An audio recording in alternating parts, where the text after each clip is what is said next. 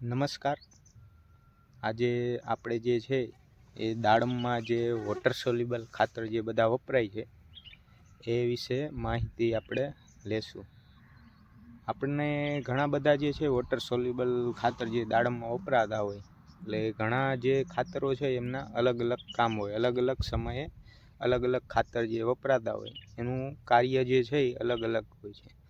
જેમ કે આપણે વાત કરીએ 19-19-19, તો જે 19-19-19 જે ખાતર છે એમાં નાઇટ્રોજન, ફોસ્ફરસ ને પોટાશ ત્રણેય 19% હોય છે. અને એમાં જે નાઇટ્રોજન જે છે એ 19% જે છે એ એમોનિકલ નાઇટ્રેટ ફોર્મમાં હોય છે, એટલે કે છોડને જ્યારે જરૂર પડે ત્યારે એ ઉપયોગમાં લઈ શકે. આ જે છે ખાતર એનું કાર્ય એ છે કે જે શરૂઆતમાં પ્રારંભિક જે છે એ વૃદ્ધિ વિકાસના તબક્કા દરમિયાન વપરાતું હોય, અને નાઇટ્રોજન એમોનિકલ ફોર્મ છે તો જ્યારે જે જરૂર પડે ત્યારે તેનો ઉપયોગ કરી અને વૃદ્ધિ વિકાસ જે છે એ કરવામાં મદદરૂપ થાય છે. એ જનરલી જ્યારે જે છે 19-19-19 એ પ્રારંભિક જ્યારે પ્લાન્ટની વૃદ્ધિને વિકાસનો તબક્કો હોય એ દરમિયાન જ વપરાય છે વધારે પડતું. આ સિવાય આ ખાતરનો ઉપયોગ જે છે દાડમમાં વધુ થતો નથી. મતલબ કે માની લ્યો ને 1 વર્ષથી લઈ 1.5 વર્ષથી 2 વર્ષ લગી જ આ ખાતરનો ઉપયોગ વધારે પ્રમાણમાં થતો હોય છે. એ પછી એક 1261 છે કે જેને મોનો એમોનિયમ ફોસ્ફેટ. 1261 એટલે કે તેમાં 12% નાઇટ્રોજન અને 61% ફોસ્ફરસ હોય છે. આ 1261નું જે છે દાડમમાં વધારે પડતું કાર્ય એ સમયે ઉપયોગમાં લેવાય કે જ્યારે નવા ફૂલ આવતા હોય, નવી વૃદ્ધિ વિકાસની જરૂર હોય, તો આ સમયે 1261 છે એ વધારે વપરાતા હોય છે. 1261થી બીજું એક થાય છે કે જે ડાળીઓ હોય છે એ વધુ મજબૂત બને છે, એકદમ કાળી કરે છે, અને નવી માનવીય વૃદ્ધિ કે એવું જરૂર હોય ત્યારે નાઇટ્રોજનને કારણે એમાં વૃદ્ધિને વિકાસ પણ થાય છે.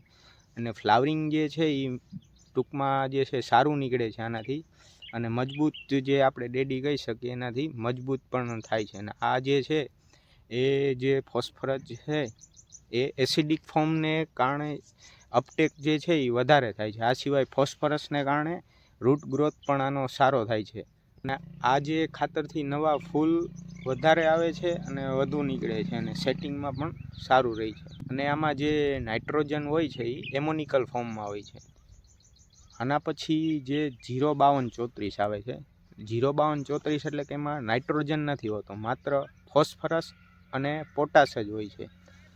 આમાં જે છે ફોસ્ફરસ 52% હોય છે અને પોટાશ જે છે એ 34% હોય છે. આ ખાતર જનરલી જ્યારે ઇથરલ મારીએ દાડમમાં શરૂઆતમાં ત્યારથી લઈ 2 મહિના લગી અને એ પછી ફ્રૂટ ડેવલપમેન્ટમાં જે છે એમાં નથી વધારે પડતું ઉપયોગ થતું, પણ જે છેલ્લે જે છે એનો ઉપયોગ કરવામાં આવે છે. 05234નું મેઇન કામ એ છે કે આપણે જે ડાળી કહીએ એકદમ પકાવવાનું કામ કરે છે. પકાવે એટલે કે એકદમ કાળી કરે છે, અને જે પાન જે છે ને એકદમ લીલા બનાવે છે. આ સિવાય જે નવા ફૂલ આવતા હોય એમાં નવા ફૂલના પ્રમાણમાં વધારો કરે છે. અને બીજું જે છે ડ્રોપિંગ થતું હોય તો નવા ફૂલનું જે ડ્રોપિંગ થતું હોય એમાં પણ મદદરૂપ થાય છે. અને જે બીજું જે છે આનાથી જે તમે સોઇલમાં આપો તો રૂટ ડેવલપમેન્ટ પણ સારું થાય છે. જે ફોસ્ફરસ આવે જે પણ ખાતરમાં, જે તમે ખાતર છે જેમાં ફોસ્ફરસ જે પ્રમાણ વધારે હોય તો એનાથી જે છે આપણે રૂટનું ડેવલપમેન્ટ પણ સારું થતું હોય છે. આ સિવાય આ જે છે ખાતરનો ઉપયોગ કરવાથી જે ફ્રૂટની જે શાઇનિંગ છે, ક્વોલિટી છે, વજનમાં વધારો થાય છે.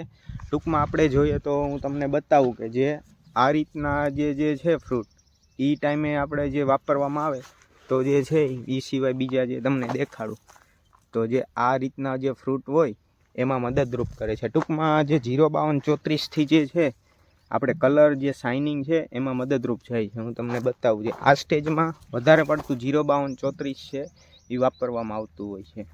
જેમ કે તમે શાઇનિંગને જોઈ શકો છો. ટૂંકમાં જે છે આપણે લાસ્ટ સ્ટેજમાં જ્યારે શાઇનિંગને જે છે ફ્રૂટની ક્વોલિટી અને એમાં મદદરૂપ થતું હોય છે. ત્યારબાદ આપણે જોઈએ કે કયું ખાતર આવશે, તો કે 13-40-13 કે એનો પણ ઉપયોગ આપણે જે છે દાડમમાં જનરલી કરતા હોય છે. આ 13-40-13માં શું છે કે નાઇટ્રોજન 13% છે, 40% ફોસ્ફરસ છે ને 13% પોટાશ છે.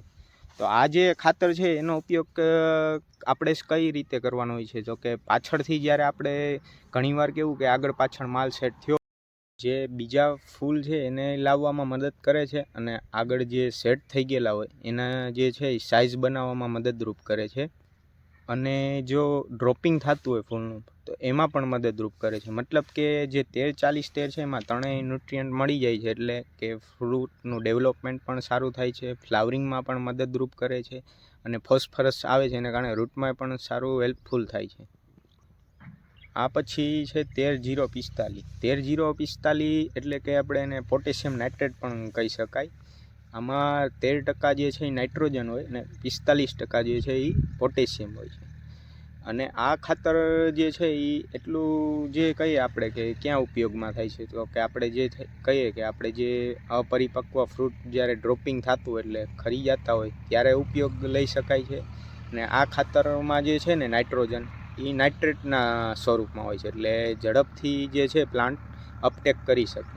અને આ જે ખાતર આપવાથી બીજો ફાયદો એ છે કે દાડમમાં આપણે જે શાઇનિંગ ક્વોલિટી, જે રંગ કહીએ, દાણા ભરાવદાર બને, મીઠાશ આવે, ક્વોલિટી એમાં પણ વપરાય છે. અને ઘણીવાર કેવું કે સ્ટ્રેસ હોય કે બાયોટિક સ્ટ્રેસ છે, તાપમાન અપડાઉન રહેતું હોય, એ સમયે પણ આ ખાતર ઘણું મદદરૂપ થાય છે ઝાડને. મેન તો શું છે કે પોટાશને એ જે છે શાઇનિંગમાં એમાં ઘણું હેલ્પફુલ થતું હોય છે. પછી છે 0-0-50, એટલે કે આમાં માત્ર પોટેશિયમ જ હોય છે. આ જે ખાતર છે આપણે કયા સમયે વાપરવું જોઈએ, જેમ કે આ જે છે ખાતર વધારે પડતું તો લાસ્ટ ટાઈમમાં જ વપરાય છે. આમાં અલગથી જે આપણે જોવા જઈએ 18% જે છે એ સલ્ફર આવે છે આમાં.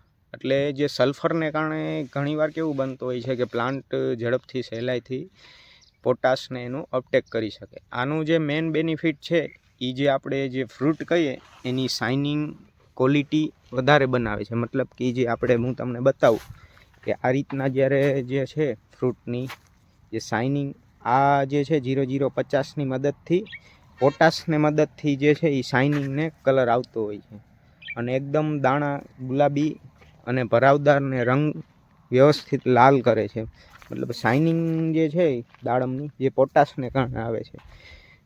આપણે બીજા ફ્રૂટ જોઈએ જેમ કે તમને બતાવું, જ્યાં જે છે એ 0-0-50ને કારણે કલર આવે, સાઇઝમાં ડેવલપમેન્ટ થાય, દાણા ભરાવદાર અને લાલ રંગ, અને બહારથી ફ્રૂટ જે છે એ આવું ચમકદાર બને.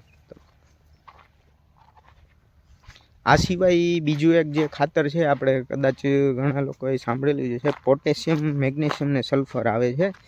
આ ત્રણેય જે ખાતર જે છે એમાં જે છે PMS કહેવાય છે ને, એમાં પોટેશિયમ જે છે એ આવે છે, એક મેગ્નેશિયમ ઓક્સાઇડ આવે ને એક સલ્ફર. એમાં જે છે એ પોટાશ છે એ 22% હોય છે, મેગ્નેશિયમ ઓક્સાઇડ જે છે એ 18%, અને જે સલ્ફર કહે એ 20% હોય છે. આનો જે છે એ ઘણા લોકો દાડમમાં ઉપર સ્પ્રે પણ લેતા હોય છે અલગ અલગ, જેમ કે કોઈ 200 લીટરમાં 2 કિલો છે, કોઈ કિલો છે. આનાથી જે છે એ શાઇનિંગ ઘણીવાર આવતી હોય છે.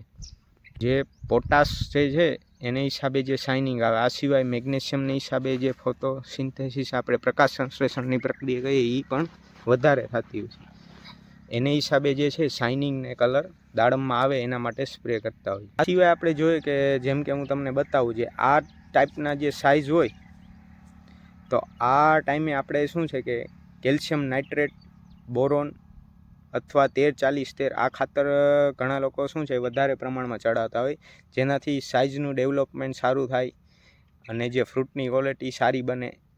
આપણે જોઈએ તો બીજા જે છે, મતલબ કે જે પણ મોટી સાઇઝ જે છે, આ રીતની સાઇઝ જે છે 150 ગ્રામ પ્લસની જે થઈ ગઈ હોય એ પછીથી 13-0-45 છે, કેલ્શિયમ નાઇટ્રેટ, બોરોન છે, આ ખાતરો જનરલી ચડાવતા હોય છે. એ ત્યારબાદ માની લો કે આપણે જે અમુક ક્વોલિટી જે બતાવું, જેમ કે આ રીતની જ્યારે ક્વોલિટી થઈ જાય ત્યારે આપણે 0-52-34 છે, 13-0-45 છે, 0-0-50 જે છે એ વાપરવા જોઈએ, કે જેનાથી શાઇનિંગ ક્વોલિટી અને એકદમ વ્યવસ્થિત સારું જળવાઈ રહે. જેમ કે આ પ્લોટ તમને બતાવી દો કે એમાં અત્યારે આપણે જે છે 13-0-45 કેલ્શિયમ નાઇટ્રેટ, બોરોન 0-52-34 ચલાવેલું જ છે. તો તમે આ શાઇનિંગને જે છે એ જોઈ શકો છો. આપણે આમાં 13-0-45ના 2 રાઉન્ડ, 0-52-34ના 2 રાઉન્ડ, કેલ્શિયમ નાઇટ્રેટના 3 રાઉન્ડ આવી ગયેલા છે. તો તમે ક્વોલિટી જોઈ શકો છો. ટૂંકમાં આ જે સ્ટેજ છે એમાં 13-0-45, 0-52-34 ને કેલ્શિયમ નાઇટ્રેટ બોરોન વધારે પ્રમાણમાં ચાલતા હોય છે. એ સિવાય આપણે જોઈએ તો કે 13-40-13 ને એ ક્યાં આ જે સ્ટેજ છે આમાં 13-40-13 કેલ્શિયમ નાઇટ્રેટ બોરોન એ ચડાવવાનું હોય છે. આ સ્ટેજે વધારે પડતા આ ખાતરો વપરાતા હોય છે. જ્યારે મતલબ કે આ રીતનો જે સ્ટેજ થઈ જાય આ સમયે 0-0-50, 0-52-34, 13-0-45 આ ખાતરો વધારે પ્રમાણમાં વપરાતા હોય છે.